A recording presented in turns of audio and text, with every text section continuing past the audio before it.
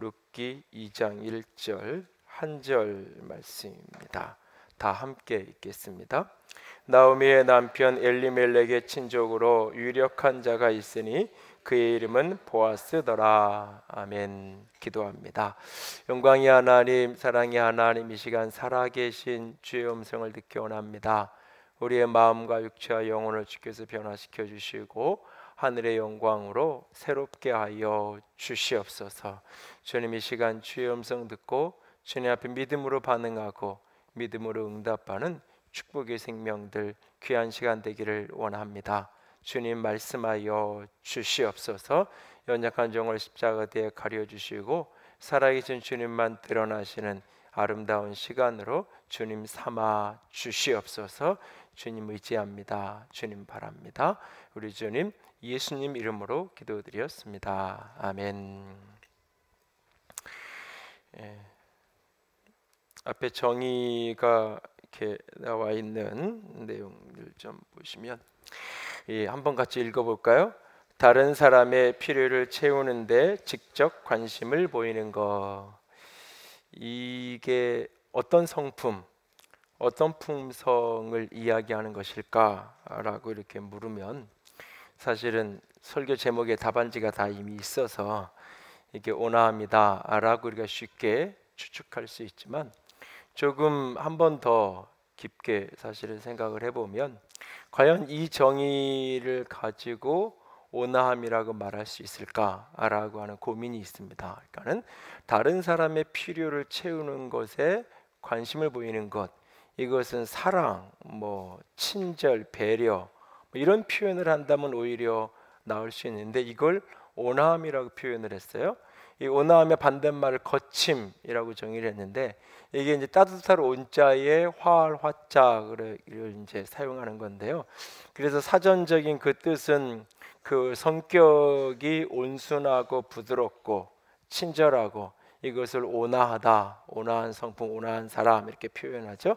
그래서 그 반대말이 거칠다. 이것까지는 이해가 되는데 그러면 그 성품이 말 그대로 유순하고 부드럽고 친절하고 이렇게 정의를 하면 좋겠는데 그게 아니라 다른 사람의 필요를 채우는데 직접 관심을 보는 것이다라고 말하고 있어요. 그리고 이 온화함을 영어 표현으로 이제 젠틀리스라는 표현을 쓰는데 이 젠틀하다라고 할 때 어떤 사람이 신사적이다라고 말할 때 그게 바로 사실은 이 온화함이라는 부분하고 연결이 되는 겁니다. 이걸 어떻게 이게 정의를 풀어가야 되고 온화함이라는 게 어떤 것일까라는 생각을 좀 며칠 하다가 온화함하고 가장 근접한 성품 가운데 하나가 있는데 그게 뭐냐면 온유함이죠. 온유하다, 온화하다. 저 사람은 온유해, 온화해. 우리가 일상적으로 쓰는 표현이 거의 비슷하게 사용합니다. 그런데 온유를 우리가 정의할 때는 그 반대말이 화였고 개념이 뭐냐면 내 권리와 기대를 하나님께 내어드리는 것.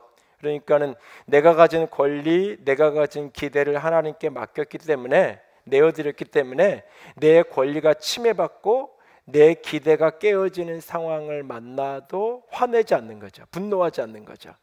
이 내면이 하나님에 의해서 내면이 다스려지고 있는 그런 상황 속에서 내 어떤 권리가 침해를 당하고 기대가 망가지는 상황을 만나도 화내지 않고 분노하지 않으면서 하나님의 은혜 안에서 그 내면이 다스려지는 그런 모습. 그래서 그 어떤 내적인 상태, 그것이 이제 온유함, 온유라고 표현을 하면 이 온화함이라고 우리가 이야기할 때 이것은 이런 내면의 온유함이 겉으로 표현될 때 내 권리와 기대가 하나님께 맡겨지고 나면 하나님이 내 권리와 기대를 사용하셔서 다른 사람의 필요를 채우는 일에 내가 직접적인 관심을 보이기를 원할 때 그 내가 다른 사람을 향한 그런 관심과 필요를 채우는 그 모습이 외적으로, 행동으로 단순한 내면의 상태가 아니라 외형적으로 그것이 나타나는, 드러나는 외적인 태도, 외적인 모습,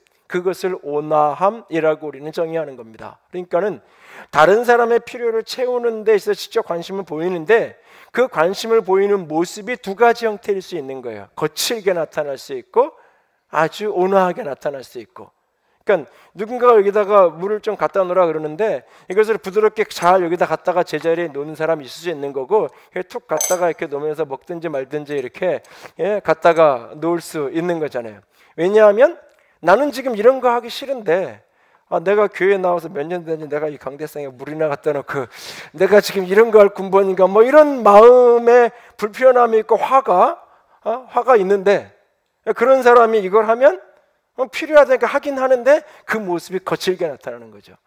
근데 혹 내가 그런 생각이 들었어도 내 권리와 내 기대가 다 하나님께 맡겨지고 내어드려진 사람이니까 이 내면이 화가 잘 다스려진 그런 어떤 이 내면이 다스려진 사람이니까 다른 사람의 필요를 채우기 위해서 내가 그 관심을 보이는 그 모습이 겉으로 드러나는 풍경이, 겉으로 드러나는 태도가 온화함, 신사적인 젠틀한 그런 모습으로 나타나고 있는 겁니다. 옆에 있는 사람 얼굴을 한번 보세요. 젠틀한가? 옆에 있는 사람 뭐 이렇게 성별에 관계없이 옆에 앉은 분이 오늘 내가 멋있는 신사 옆에 앉아가지고 너무 행복하다. 이쪽은 보지 말아야지. 혹시 신사하면 이 사람들이 떠오르나요? 보지 마세요.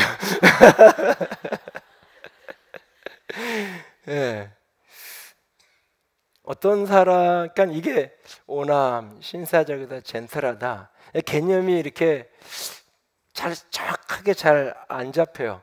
이 젠틀하다라는 영어의 표현하고 우리말 온화함이라는 이 표현 자체도 이렇게 상관관계가 명확하게 잘 안 잡히고, 그럴 때 이제 구체적인 예를 보면 이런 사람이 젠틀한 사람이니까 예를 보면 이렇게 연결이 될 수 있잖아요.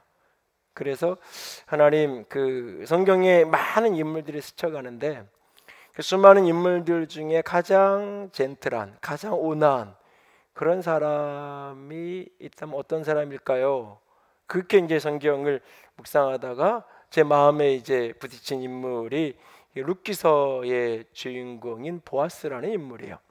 지난 주일날 제가 이제 이 말씀을 나누면서 남은 것을 집중하는, 남은 것을 사랑하는, 잃어버린 것 때문에 안타깝고 울고불고하는 게 아니라 남아있는 것들을 사랑하고 거기에 집중할 때 그 남은 것에서 내일에 대한 새로운 소망이, 텅 빈 인생이 풍성함으로 채워지는 그런 부분에 대한 이야기를 나누면서 지난주에 룻기서를 집에 가시면 한번 조금 그런 각도에서 어떻게 그 룻과 나오미, 시어머니와 며느리 룻과 나오미 이 두 사람이 텅 빈 인생의 모습에서 남아있는 그것들을 사랑해 가면서 어떻게 룻기서 4장에 가서 이게 풍성함으로 채워지는 그런 인생으로 바뀌어지는가. 더 넓게는 룻기서의 시작이 사사들이 다스리던 때에서 시작을 해서 다윗으로 끝나요. 사사시대의 어두움이 다윗 왕국의 풍요함으로 어떻게 이 시대적인 이 변화가 가능한가, 그런 힌트가 사실 룻기서 속에 여러 힌트가 담겨 있어요. 그래서 그런 부분들을 좀 묵상을 돌아가셔서 하셨으면 좋겠다는 말씀을 드렸는데, 룻기서를 그런 어떤 나오미와 룻의 관점이 아니라 보아스라는 인물의 관점에서 룻기서를 들여다보면 보아스는 나오미와 룻이라는 두 인물의 이 두 사람의 필요한 것들, 이 두 사람에게 무엇이 필요한지 그것을 채우기 위해서 보아스 자신이 직접적으로 그 일에 관심을 표현하는 장면들이 바로 보아스의 모습이죠. 그런데 그 직접적인 관심을 표현하는 그 모습 속에 나타나는 태도, 룻기서 2장과 3장과 4장에 등장하는 이 보아스의 태도, 누군가 다른 사람의 필요를 내가 알았단 말이에요. 그것에 대해서 내가 그것을 채우기 위해 내가 이렇게 몸을 움직여야 되는데, 행동을 해야 되는데, 그것이 드러나는 그 태도들을 가만히 들여다보면 저런 게 온화하다고 얘기하는 것인구나, 저런 모습을 가리켜서 젠틀하다, 신사적이다, 신사의 품격을 갖췄다라고 말할 수 있겠구나. 그런 부분들이 이렇게 룻기서를 들여다보면서 이렇게 마음속에 깨달아지더라고요. 그러면서 이제 기도 제목이 좀 생겼는데, 저희 아이들이 이런 보아스 같은 사람이 됐으면 좋겠다, 그런 기도를 좀 했고, 그런 어떤 배우자를 만났으면 좋겠다, 그런 기도를 본문을 보면서 사실을 좀 했어요. 그러면서 우리 교회도 이제는 어떻게 보면 조금 이렇게 거칠고 사회 자체가 거칠잖아요. 그러니까 이제 교인들도 교회 와서 자기 거친 그 모습, 그 풍경이 그대로 드러날 때가 많은데 이게 훨씬 조금은 더 그 거친 것들이 다듬어지고 깎여져서 공동체 속에서 그러면서 조금 더 이렇게 온화한 그런 공동체, 그런 성도들로 자라갔으면 좋겠다라고 하는 그런 바램과 소원을 보아스의 모습을 보면서 하게 됐습니다. 이 보아스에게서 배우는 온화함의 모습, 보아스에게서 발견되는 온화함의 어떤 모습들, 그래서 내가 누군가가 저 사람 참 온화해, 저 사람 젠틀해, 신사적이야 라고 말한다면 어떤 사람을 가리키는 건지, 내가 그런 사람, 그런 인물이 되려면 어떻게 해야 되는지, 이 보아스의 모습을 보면서 몇 가지 힌트를 찾기 원합니다. 첫 번째는 사람에 대한 태도입니다. 사람을 대하는데 그 사람에 대한 존중과 배려가 짙게 묻어나 있는 모습이 보아스의 모습이에요.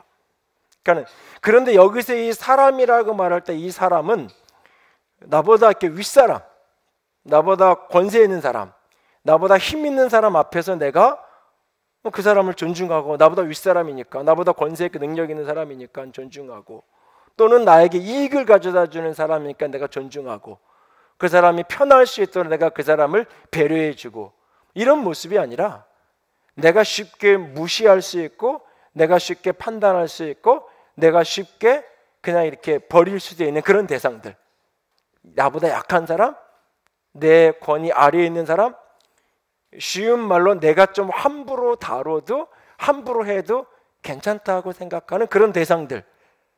그런데 그런 대상에 대해서조차도 사람에 대한, 인간에 대한 존중과 배려가 묻어나는 사람, 그런 사람을 신사라고, 그런 사람이 온화한 사람이라고 이야기하는 거예요.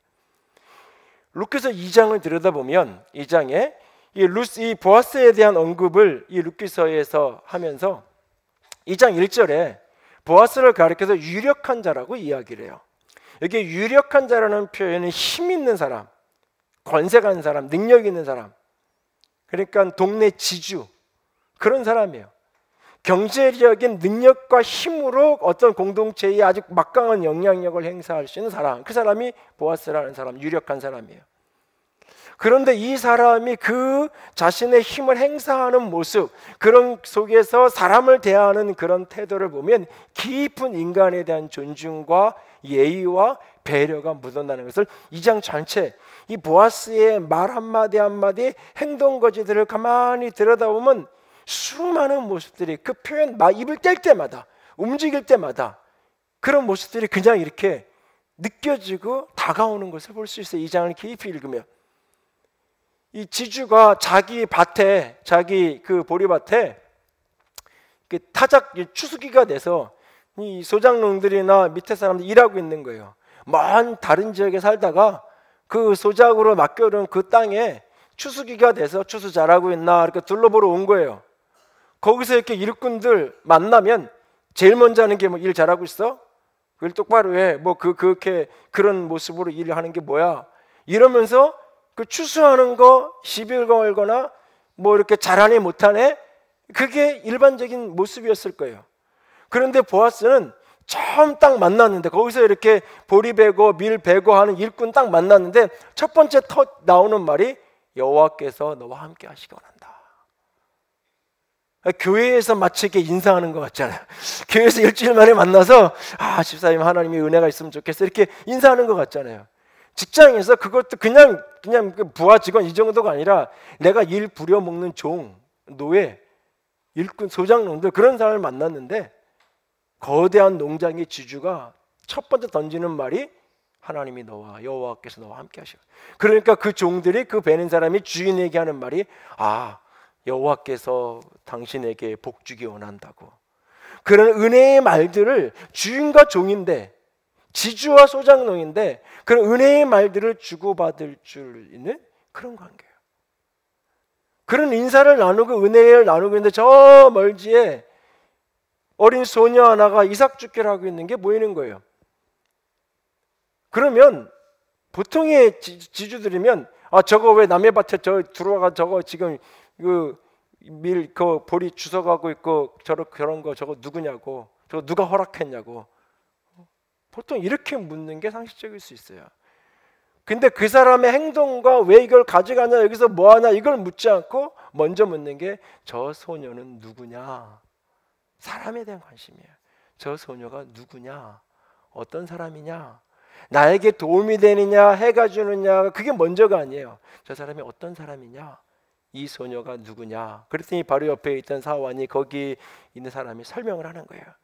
이방인이고 모압족속이고 남편이 죽었고 엘리멜렉 가문의 며느리고 뭐 이렇게 쭉 설명을 하는 거예요. 그러면서 근데 사실 오늘 아침에 처음 이삭 주기를 하러 왔는데 아침부터 지금까지 내내 조금도 쉬지 않고 조금도 꾀를 부리지 않고 열심히 저렇게 이삭을 줍고 있습니다. 그 이야기를 설명하는 거예요. 그걸 듣고는 부르는 거죠. 불러가지고 이야기해요. 다른 밭에 가지 말고 이 밭에서, 우리 밭에서 농장이 넓었던 것 같아요. 여기서 이삭 죽게 하고 목마르면 우리 종들이, 우리 소년들이 떠다 놓은 물 이거 갖다가 마시라고, 다른 데 가지 말라고. 그러면서 하는 얘기가 뭐냐면 내가 우리 소년들에게 너 함부로 건드리지 말라고 그렇게 내가 이야기해놨다고. 여러분 우리말로 보쌈한다 그러잖아요. 이게 요즘으로 이야기하는 납치에 의한 성폭행이잖아요. 요즘 말로 얘기하면. 근데 이거를 과거 사회에 보쌈이라고 표현하는 이유가 뭐냐면 이 보쌈이라고 말하는 순간 그거는 그래도 되는, 그럴 수 있는, 용인된,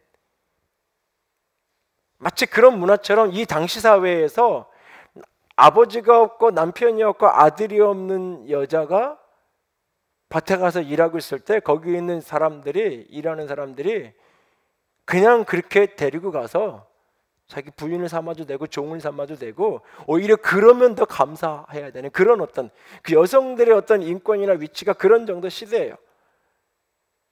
그렇게 해서 만약 강제로 데려가가지고 성폭행을 해도 그냥 내가 보쌈했어, 하루 그렇게 내가 그냥 놀아줬어, 이렇게 말해도 그냥 되는.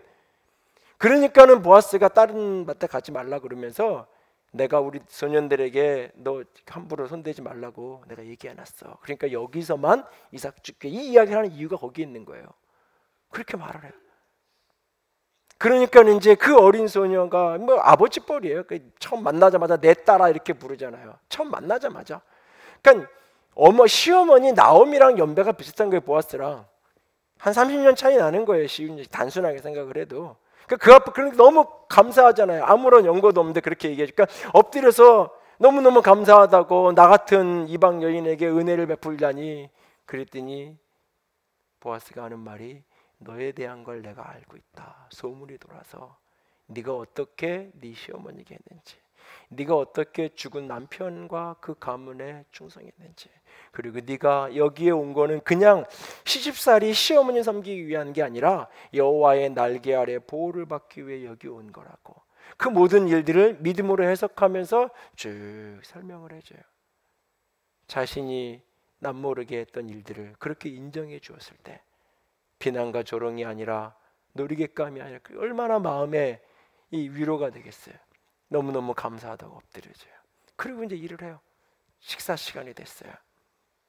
일꾼들 불러놓고 밥을 먹어요. 너는 가서 밥 먹고 와라, 너는 도시락 싸고 먹어라 할 수 있잖아요. 아니요.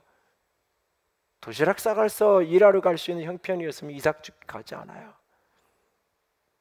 불러다가 여기서 먹으라고 떡 떼주고 초도 가서 찍으라고.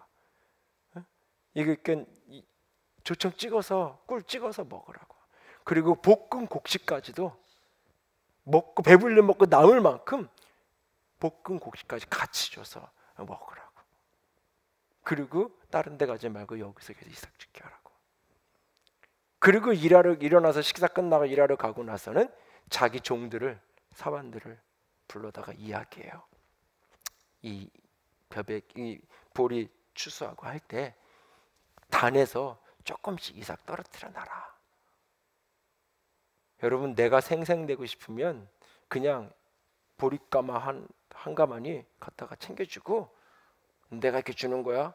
집에 가서 네 어머니한테 꼭 얘기해. 그러면 되는 거잖아요. 굳이 복잡하게 복잡해. 그 종들 입장에서는 그냥 뭐 이렇게 한 자루 주시면 되지. 이걸 왜 가다가 묶어놓은 거 몰래 눈치 보고 이렇게 걸리면 안 되잖아요. 이게 떨어뜨리는 거 눈치채면 또 이게 뭐 그렇으니까 몰래 떨어뜨려 가면서 이게 뭐예요? 도움을 받는 입장에서 그 사람은 가서 내가 도움을 받았지만 내가 수고해서 얻은 거잖아요. 그런 도움을 받는 사람의 입장과 자존심과 체면까지도 배려한, 거지로 구걸할 거면 구걸할 거예요. 그래도 이삭 죽게 뭔가 일을 하겠다고 나선 거예요. 지금 구걸하기 위해서 온 게 아니잖아요. 그러니까 거기다 구걸하는 사람 거지 적선하듯이 주는 게 아니라 일할 수 있는 기회를 만들어 주는 거예요. 굳이 필요 없어도. 근데 그걸 은밀하게 숨은 배려의 손길로 돕는 모습이 등장하잖아요. 그러니까 이 장의 이 모습을 쭉 보면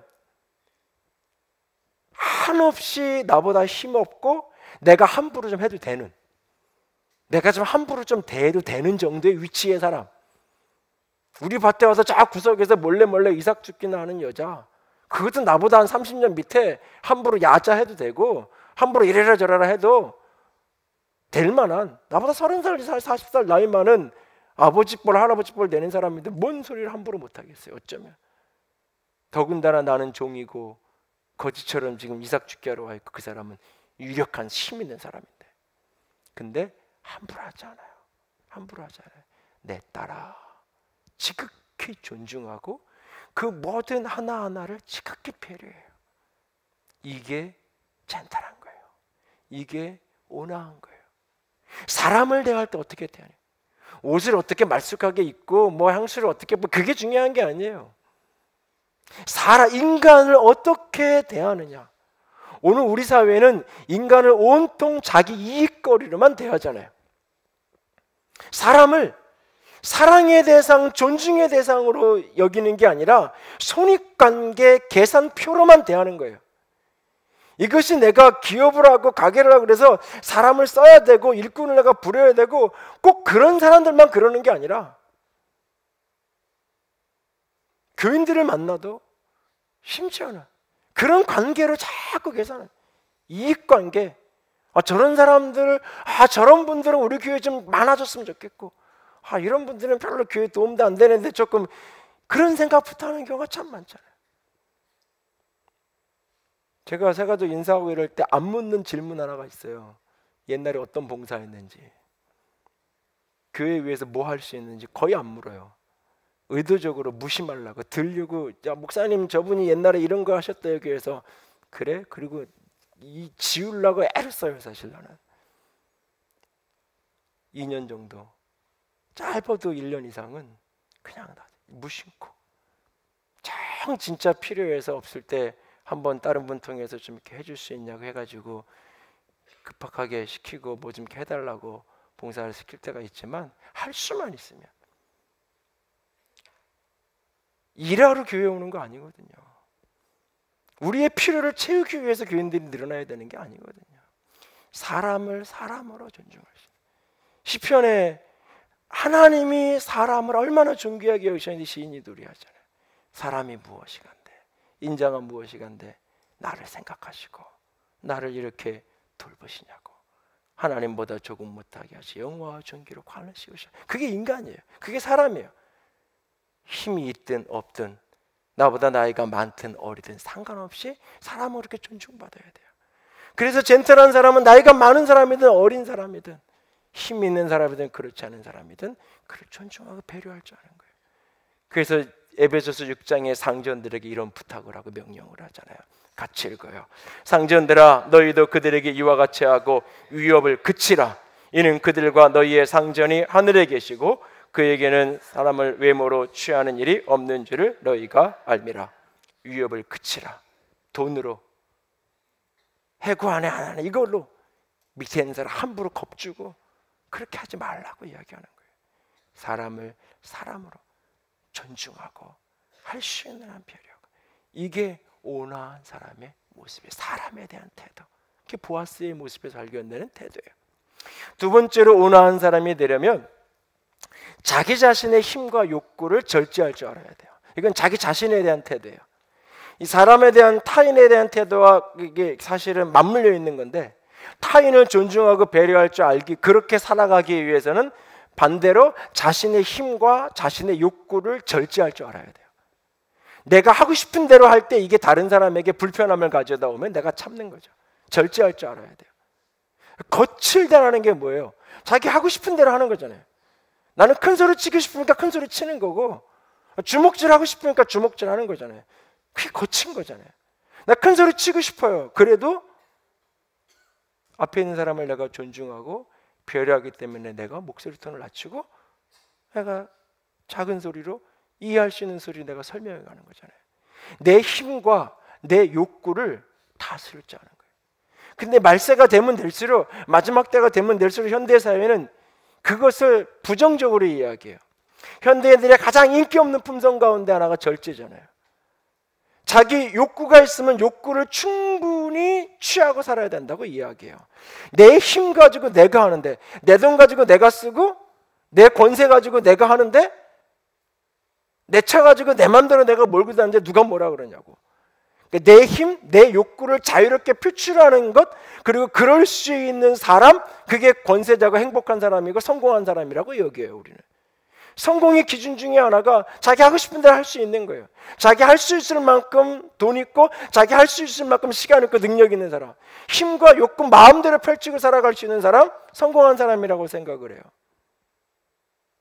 근데 아니에요. 거친 사람이에요, 그 사람은. 그래서 그 거침이 주변의 많은 사람들을 고통스럽게 하고 아프게 할 수 있어요. 마지막 때의 모습을 디모데후서는 이렇게 얘기해요. 같이 읽어요. 무정하며 언통함을 풀지 아니하며 모함하며 절제하지 못하며 사나우며 선한 것을 좋아하지 아니하며. 무정하고 모함하고 절제하지 못하고, 특별히 사나운 것, 사람이 거칠어지는 게 마지막 때의 모습이에요. 잠언은 자기의 마음을, 이 내면을 다스리는 것이 성을 빼앗는 것보다 더 낫다고. 자기 마음 하나 다스리는 것, 내 힘, 내 욕구를 절제할 줄 아는 능력, 이 능력을 가진 사람이 젠틀한 신사예요. 그렇게 몇 개월이 지나가던 어느 날 나오미가 룻에게 보아스가 우리 가문의 기업물을 짜라고 이야기해요. 이 기업물을 짜라는 이 제도에 대한 것은 설명이 복잡한데, 아주 그냥 단순하게 이해하면 뭐냐면, 동생이 빚을 졌어요. 은행에 빚을 져서, 그런데 그 빚을 갚을 능력이 없어서 부도가 나서 집이 은행에 빼앗게 생겼어. 그러면 형이 가서 빚 갚아주고 그 집 찾아주는 거예요. 근데 찾았는데 형이 받고 집 찾았잖아요. 그러면 형이 명의는 갖고 동생이 그냥 힘드니까 그냥 살게는 해주고, 이게 아니라 찾아서 명의도 그 동생에게 주는 거예요. 그게 기업물을 짜의 책임이에요. 그러니까 가족 안에서 한 대대로 선조부터 내려오는 그 가문의 재산권이 그 가문 안에서만 움직일 수 있고 가문 바깥으로 나가서는 안 되는 거예요. 그런 어떤 의식 중에서, 그래서 토지를 사고 파는 거에 대해서 굉장히 성경은 부정적이죠. 그런 어떤 사회 속에서 기업물을 짜라는 독특한 형태의 제도가 발달이 돼요. 그러니까 이 엘리멜렉의 가문에 나오미, 룻의 그 장이 시아버지인 그 엘리멜렉 가문의 이 기업물을 책임의 우선순위 가운데 그 어떤 친족이니까 그 일정한 부분에 책임 있는 사람이 보아스일 수 있어요. 그래서 나오미가 그런 생각을 하면서 룻을 보아스에게 보내요.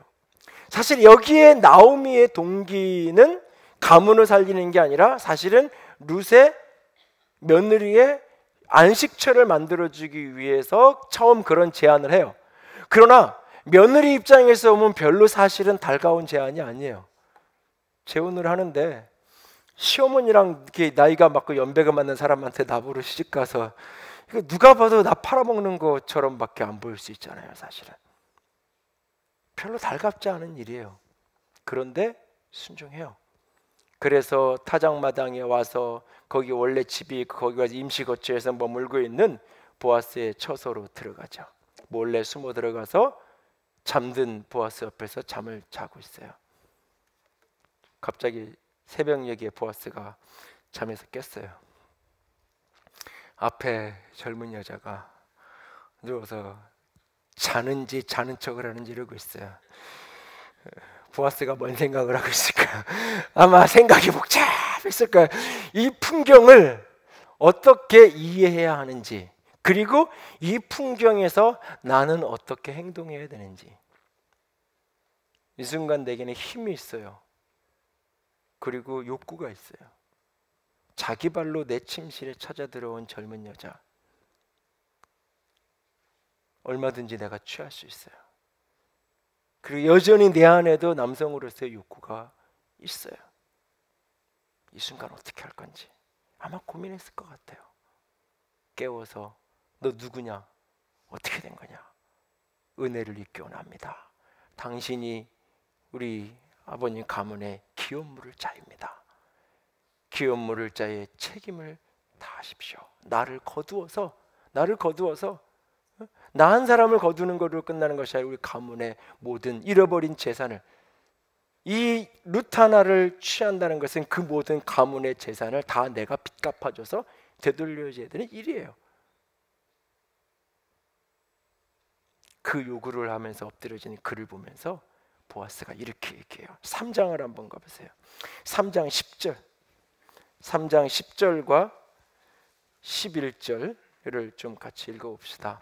3장 10절과 11절 두 절만 다 같이 읽습니다. 그가 이르되 내 딸아 여호와께서 내게 복 주시기를 원하노라. 내가 가난하건 부하건 젊은 자를 따르지 아니하였으니 내가 베푼 인애가 처음보다 나중이 더하도다. 그리고 이제 내 딸아 두려워하지 말라. 내가 내 말대로 내게 다 행하리라. 내가 현숙한 여자인 줄을 나의 성읍 백성이 다 아느니라. 여러분, 그렇게 그 텐트 속을 찾아갔을 때 방탕하고 부정하고 음란한 여인이라고 얼마든지 손가락 빠질 수 있는, 그게 두려웠던 거예요, 룻은. 근데 보아스는 그걸 정확하게 알아요. 너는 지금 육체의 쾌락을 취하기 위해서 나를 찾아온 게 아니고 돈 때문에 나를 찾아온 것도 아니라는 건 내가 안다. 너는 온 동네가 아는 현숙한 여인이다. 그리고 네가 가난하든 부하든 젊은 여자가 아니라. 여러분 한번 생각을 해보세요. 내가 나이 30이 된 20대 후반이 된 여잔데, 내가 가난하든 부하든 60이 되고 70이 된 거기에 내가 시집을 갔건 재혼을 한다고 생각을 하면, 경제력이 부족해도 나도 젊은데 같이 힘들어도 살면 되지. 그 보아스가 얘기하는 가난하든 부하든 내가 젊은 자를 찾지 않고 여기에 온 것은 남자가 그리워서도 아니고 돈 때문도 아니고 무너진 가문을 세우기 위한 그 신실함과 충성 때문이라고 인정해 주는 거예요. 네가 이전에 남편의 가문을 위해서 했던 것보다 더 선한 일이 바로 이 일이다. 하나님이 너에게 복 주기 원한다. 그래, 내가 책임질게. 그런데 나보다 이 일에 우선순위가 있는 사람이 있어. 그러니까 아직은 안 돼. 아직은 원칙이 있으니까 그 사람이 거절하면 그 다음에 내가 책임져 줄게. 일어나서 가라고. 근데 아직 한밤중이에요. 새벽이에요. 어디를 가다가 어두운 이 밤길을 몰래 숨어서 들키면 안 되니까 불도 못 켜고 갈 거니까 어떤 위험한 일을 겪을 줄 몰라요. 잠시 기다렸다가 해가 막 뜰 무렵, 그 어간, 어둠이 막 걷히는 그 무렵 시간까지 거기에서 놔뒀다가 어둠이 걷히는 그 무렵에 집으로 가라고, 어머니한테 가라고.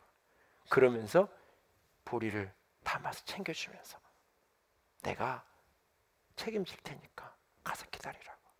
그러니까 이 풍경을 보면 보아스에게 분명히 힘이 있고 욕구가 있는데 그것을 다스려요. 사람이 내 욕구 충족의 도구가 아니에요. 미투 운동, 뭐 사실 운동이라고 할 게 미투도 아니에요. 그거는 다 사실은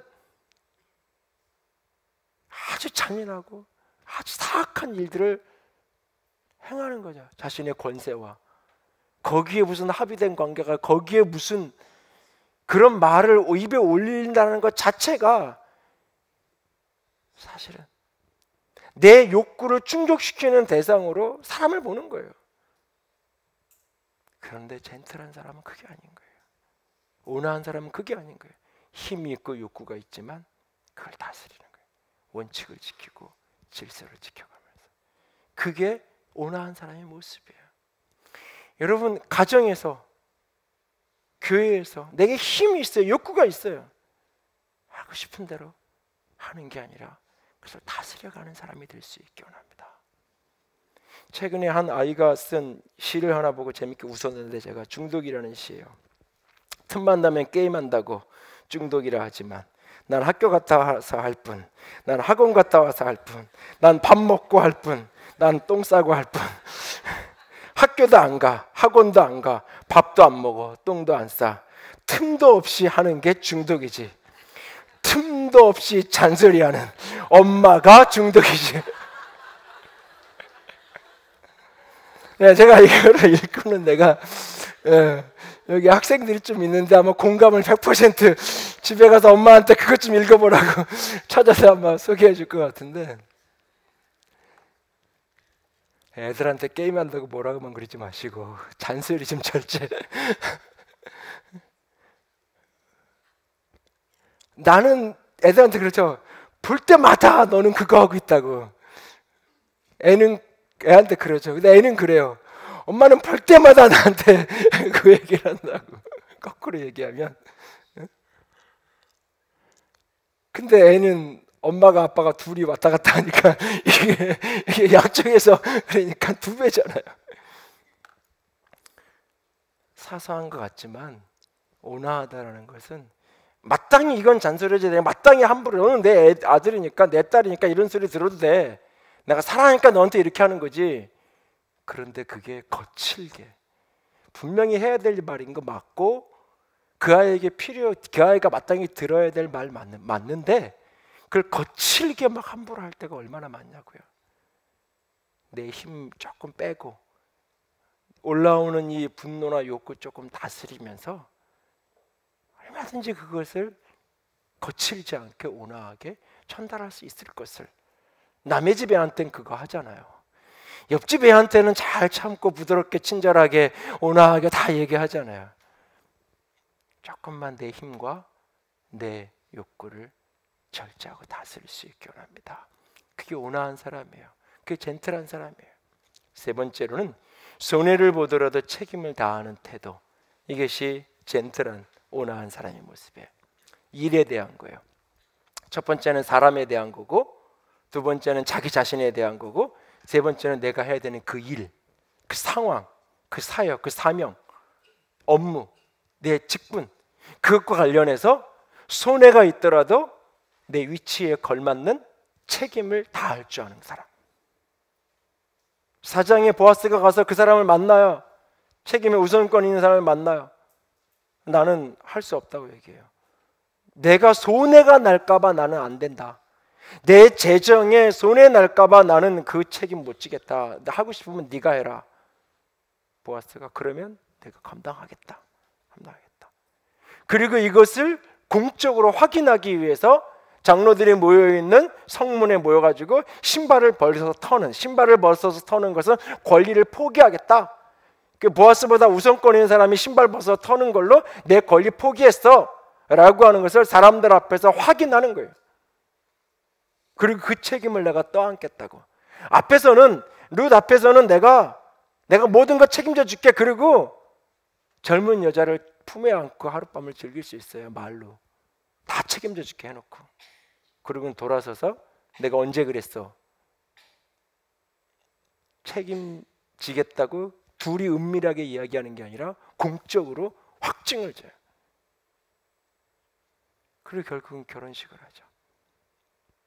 그리고는 그 엘리멜렉 가문의 모든 것을 보아스가 책임져 가는 모습이에요.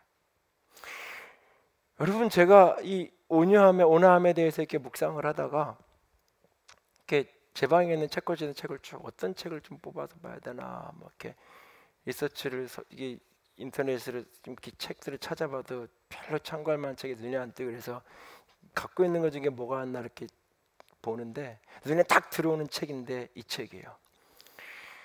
거친 하나님. 온화함의 반대가 거침인데 이게 거치면 안 된다고 설교를 해야 되는데 하나님이 거칠다, 이게 도대체 뭔 얘기인가? 그래서 이제 뽑아서 좀 봤는데, 하나님이 부드럽고 친밀하고 따뜻하기도 하지만 굉장히 엄하고 무섭고 두려운 그런 하나님. 그래서 하나님을 때로는 친밀함을 가져야 되지만 동시에 경외해야 되는 그런 부분들을 이제 하나님의 위대하고 강하고 크신 부분을 이야기하는 거예요. 온화함을 잘못 오해하면 부드럽기만 한, 약하기만 한, 그래서 온화함은 힘없는 사람의 품성. 힘 없으니까 저렇게 그냥 부드럽게 좋게 고분고분 말하는 거지. 힘이 생기면 저 사람들 거칠게 할 거야. 그런 게 아닌 거예요. 책임져야 될 일이 있을 때 과감하게 단호하게 손해를 보더라도 그것을 감당해낼 줄 아는 것, 짊어질 줄 아는 것. 그 얘기 하잖아요. 프랑스의 칼레에 가면 칼레의 심이라는 로댕이 만들어 놓은 조각상이 있다 그러잖아요. 이게 불란서와 영국하고 100년 전쟁 당시에 칼레가 영국의 지배를 받게 될 그런 패배하고 항복했을 때 영국 왕실에서 요구한 게 뭐냐면 6명의 시민 대표를, 그러면 내가 너희들을 살려줄 테니까 6명의 시민 대표를 단두대로 처형대로 내보내라고. 6명이 이 마을 대표로, 도시 대표로 가서 죽으면 나머지 사람은 다 살려주겠다는 거예요. 근데 제일 먼저 나선 사람이, 스스로 자기 목에 동아줄을 메고 나선 사람이 그 칼레에서 제일 큰 부자, 두 번째가 칼레의 시장, 칼레의 귀족들, 그 6명이 나가서 그렇게 죽임당함으로 도시 전체의 시민들이 살았다. 여기서부터 나온 말이 오블리스 오블리제, 노블리스 오블리제라는 말이 그 얘기잖아요. 귀족의 의무. 내게 무엇인가 가진 힘이 있고 능력이 있을 때, 그것이 어떤 형태의 무엇이든지 그것이 때로는 조금 손해가 나고 그렇다 할지라도 책임져야 될 때 책임지지 않은 것. 책임질 줄 안다는 건요, 그만큼 능력이 있는 거예요. 내가 시민 대표하겠습니다라고 한들 상대방 국가에서 나 당신 같은 사람은 인정 못한다고, 당신이 어떻게 그 시민 대표일 수 있냐고, 그러면 안 되는 거잖아요. 그럴 만한 능력도 있고 지위도 있는 사람이에요. 그 말은 뒤집어 얘기하면 얼마든지 먼저 도망갈 수도 있어요. 먼저 살 길을 찾을 수도 있어요. 근데 그게 아닌 거죠. 그게 젠틀한 거예요. 그게 온화한 거예요. 그냥 뭔가 이익만 되는 데 있으면 다 몰려 들어가서 뭐라도 하나 가져가려고 정신없고, 책임져야 될 상황이 되면 아주 말쑥하게 진짜 멋있게 잘 차려입어 놓고는 꼭 계산만 할 시간 타임만 되면 화장실 간다고 가고 있고, 꼭 계산만 하려고 그러면 그 풀리지 않아도 되는 그 구두끈이나 다시 묶는다 그러고, 아무리 멋있게 생기고 풍기 아무리 미남이어도 그런 사람은 젠틀하다고 하는 게 아니에요. 내가 손해가 나도 공동체를 위해서, 때로는 가족을 위해서, 때로는 교회를 위해서, 때로는 직장, 내 회사, 때로는 나라를 위해서 내가 욕을 먹고 내가 좀 비난을 받아도 때로는 책임져야 될 일이 있을 때 당당하게 그 자리에 설 줄 아는 사람, 그게 바로 온화한 사람이에요. 저와 여러분이 그런 사람이 되기를 원합니다. 보아스라는 인물을 곰곰이 여러분 기억해 보십시오. 사람에 대해서 존중과 배려, 자기 자신에 대해서 자신의 힘과 욕구를 절제하고 다스리는 능력을 가져. 내가 해야 되는 그 일, 공동체 속에서 손해가 나더라도 내가 해야 될 역할을 해낼 줄, 자기 책임을 다할 줄 아는 사람, 그 사람이 온화한 사람인 거예요. 다른 사람의 필요를 채우기 위해 직접 관심을 보이는 저와 여러분이 그런 온화한 사람으로 주 앞에 설 수 있기를 주님의 이름으로 부탁을 드립니다. 이 시간 우리 같이 찬양합시다. 따스한 성령님, 성령님의 그 온화함으로, 성령님의 그 따뜻함으로 주님 나를 감싸 주시옵소서. 그래서 나도 그렇게 누군가를 온화함으로 감쌀 수 있는 그런 사람 될 수 있도록 주님 도와 주시옵소서. 소원하면서 같이 찬양합니다. 따스한 성령님, 따스한 성령님, 마음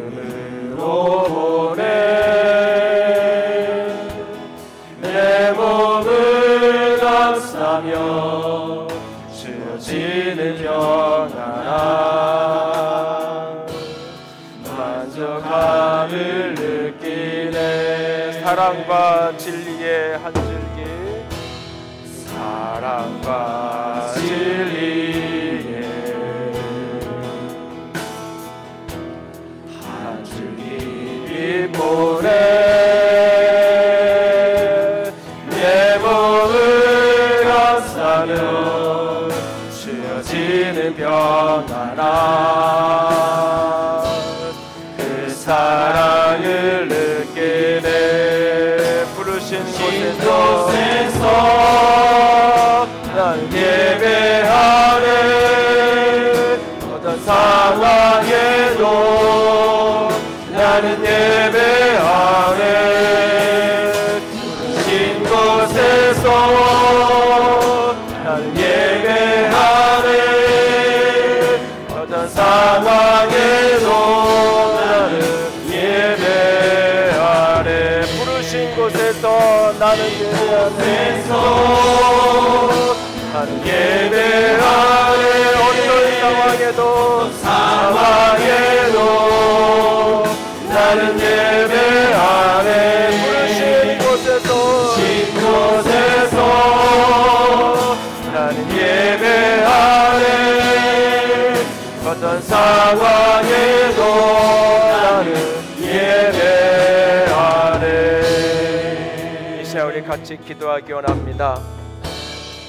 내가 서 있는 그 자리가 수수한 어느 들녘이든지 은밀한 침실이든지 권세들 앞에 둘러싸여 있는 그 성문 앞에이든지 상관없이 내 삶의 예배가 온화함으로 드러나게 하여 주시옵소서. 내 삶이 다른 사람의 필요를 채우는데 직접 관심을 보이는, 한 사람 한 사람을 존중하고 배려하고 내 힘과 욕구를 절제하고 다스리며 손해가 나더라도 책임을 다하는 그런 젠틀한 온화한 사람 되게 하여 주시옵소서. 주님, 그렇게 살아갈 수 있는 능력과 힘을 내게 부어 주시옵소서. 같이 기도합니다. 사랑의 하나님, 영광의 하나님, 주님만을 찬양합니다. 주의 사랑하심 속에, 주의 영광 속에 아버지 원합니다. 아버지 도와주시옵소서. 아버지 나의 마음이, 나의 영이, 나의 힘을 향하여 걸어가기 원합니다. 달려가기 원합니다.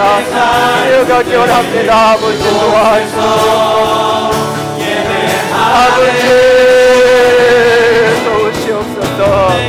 아버지 도우시옵소서. 내가 서는 그 자리에서 오라한 사람이 되기 원합니다. 젠틀한 사람이 되기 원합니다. 그렇게 다른 사람의 필요를 채우는 일에 직접 관심을 하는 거칠고 사납고 원망이 가득하고 불정한 시대 속에서 온전한 힘으로 살아갈 수 있는 사람이 되기 원합니다. 온화함으로 살아갈 수 있는 사람이 되기 원합니다. 사람을 존중하고 영혼을 존중하고 영혼을 하시는 그런 사람이고 싶습니다. 아버지, 우리를 사용하여 주시옵소서. 아버지, 나를 사용하여 주시옵소서. 곳에서 나는 예배하네. 어떤 상황에도 나는 예배하네.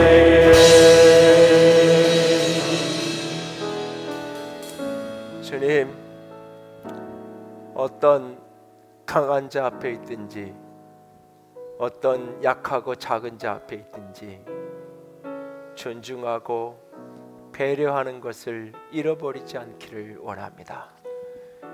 어떤 은밀한 공간 속에서도 아무도 보는 이 없는 그 순간도 내 힘과 욕구를 절제하고 다스릴 줄 아는 자가 되기를 원합니다. 주님, 내가 마땅히 감당해야 될 일이라면, 그리고 감당할 수 있는 기회가 있고 감당할 수 있는 힘이 있다면 손해를 보더라도 아버지 기꺼이 책임을 다할 줄 아는 그런 멋있는 사람, 그런 아름다운 사람, 온화한 사람 되기를 원합니다. 우리를, 나를 그렇게 사용하여 주시옵소서. 우리 가정이, 우리 공동체가 그렇게 온화한 공동체가 될 수 있도록 주님 도와주시옵소서. 주님 사랑합니다. 주의 이름으로 축복합니다. 우리 주님 예수님 이름으로 기도드렸습니다. 아멘. 이제는 우리 주 예수 그리스도의 은혜와 하나님 아버지의 놀라우신 사랑하심과 성령 하나님의 교통하심과 기름 부으심이 오늘도 온화함의 사람으로 빚어지고 자라가고 배워지기를 소원하고 결단하는 모든 이들 위해 이제로부터 영원토록 함께 있을지어다. 아멘.